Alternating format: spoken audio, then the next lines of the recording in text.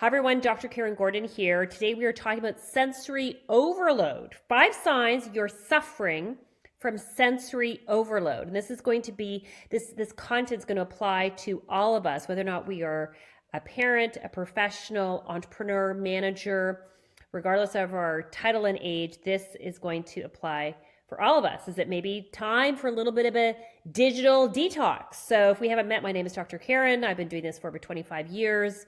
I work and have worked with both families as well as with businesses and entrepreneurs to really help them be a really great leader, both at work front as well as their family life actually as well. And we love to teach leadership tools that can really help you in all parts of your life. So this was a topic that was suggested for us to tackle that I thought would be actually really interesting because it affects us both on the emotional side, but also affects us actually physical as well. So here we go, everybody. Get out your pen and paper.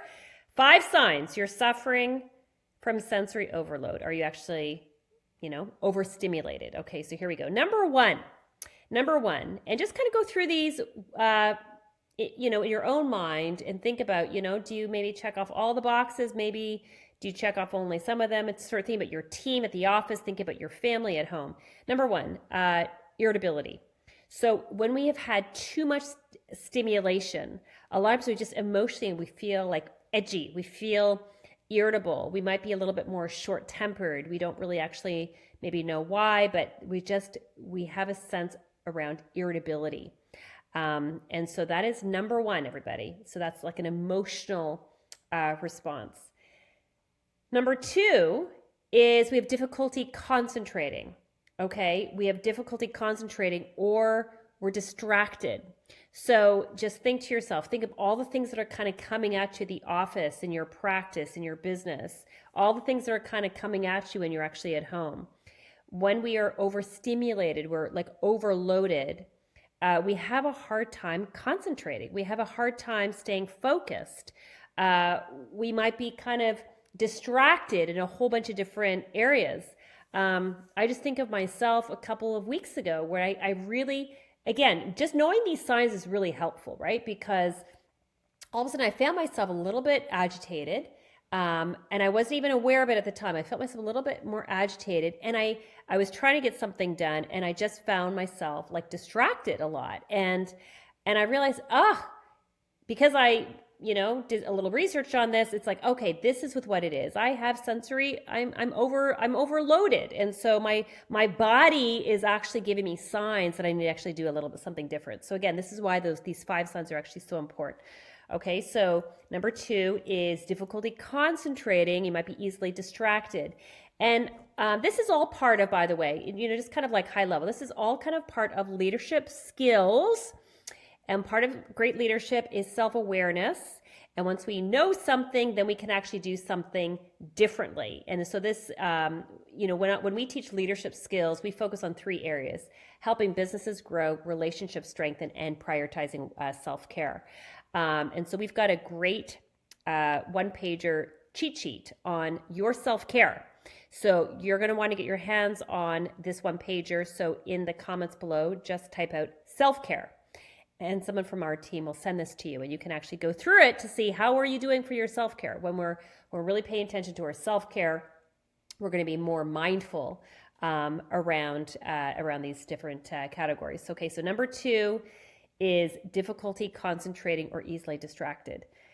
Number 3 is headaches. Okay, headaches or some kind of a physical response. Sometimes people have it can impact people physically very differently. For the first 10 years of my practice, I worked at a medical office. I worked with 4 amazing family doctors, and I loved working with them. I focused obviously on the emotional side. They focused on the physical side, but these 2 things are so interconnected. And so one of the things I loved working there is that sometimes people would actually have physical symptoms for things, right? So they kind of go to their doctor, they'd have a physical symptom, whether it's headaches or they can't sleep or they've got like a stomach issue, if they got like really bad shoulder pain. So, and then a lot of times the doctors would say, you know what, go see Karen and let's kind of unpack if the root issue here is emotional. And sometimes often it was actually, but not always. And so it's just really great to be part of a team to have that kind of collaborative approach. So that's why I'm raising this whole issue around headaches. So sometimes when we are overstimulated, our body will literally have a physical response. Okay, it has a physical response. And so for a lot of people, it might be headaches, migraines. Okay, so again, I want all of us to be aware, mindful. One of our leadership courses we were teaching a few weeks ago was around mental health. And it was interesting. We do all of our courses live, and one of the questions I asked our class, our participants, was, okay, when you feel stress, where does it show up in your body? When you feel anxiety, where does it show up in your body? When you feel depressed, where does it show up in your body? So these are emotional, these are feelings that we have, but for a lot of us, it comes out in somewhere in our physical expression, right? So for a lot of people, when they have anxiety, that's a feeling, but a lot of people will say, when I feel anxious, I feel it like it's a stomach issue. When I feel overwhelmed, I've got shoulder pains. When I feel out of control, it's my headache. So it's very interesting. Everyone's different, but I think it's just a really great question for all of us to ask. When I feel this emotion, how does it kind of come up and how does it express itself physically in my body? And so again, when we're talking about sensory overload, for a lot of people, it's headache. Okay, it's a sense of headache, or for a lot, not for everybody, but for many. Okay, number 4 is emotionally. This is kind of like connected, but a lot of times when we are overstimulated, we just feel anxious. We feel anxious. We feel overwhelmed. It's just an overwhelming sense. And so what's interesting about this is that anxiety is very connected to a sense that we don't have control. Anxiety and control are very, very close. And headaches, for a lot of people, when they feel like they don't have control, a lot of them get headaches. Not everybody. Again, I'm just here to throw some ideas out for you. So again, you just want to ask yourself, when I am stimulated, when I'm overstimulated, how do I feel? And for a lot of people, it is anxiety or panic or overwhelm. And the last one is, the 5th sign that you're suffering from sensory overload is you withdraw. Okay, you withdraw, you retreat. It's almost kind of like you kind of shut down. And so those are the 5. So my encouragement, one of the things I love to do is I love to do these videos. I love to do these educational videos so we can all learn. And so that we learn something so that we can do something about it. Okay, so my encouragement is go through the 5 signs. Which one do you actually really connect to? And talk to a healthcare provider, talk to your family doctor, talk to a mental health professional, saying, you know what, I listened to this YouTube video and I'm like checking 3 out of the 5.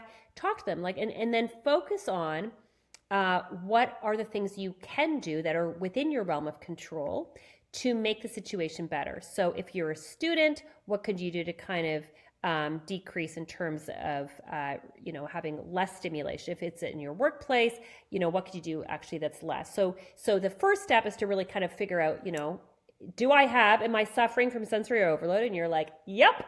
Okay. Second part to the question is then what are my options around what I can do?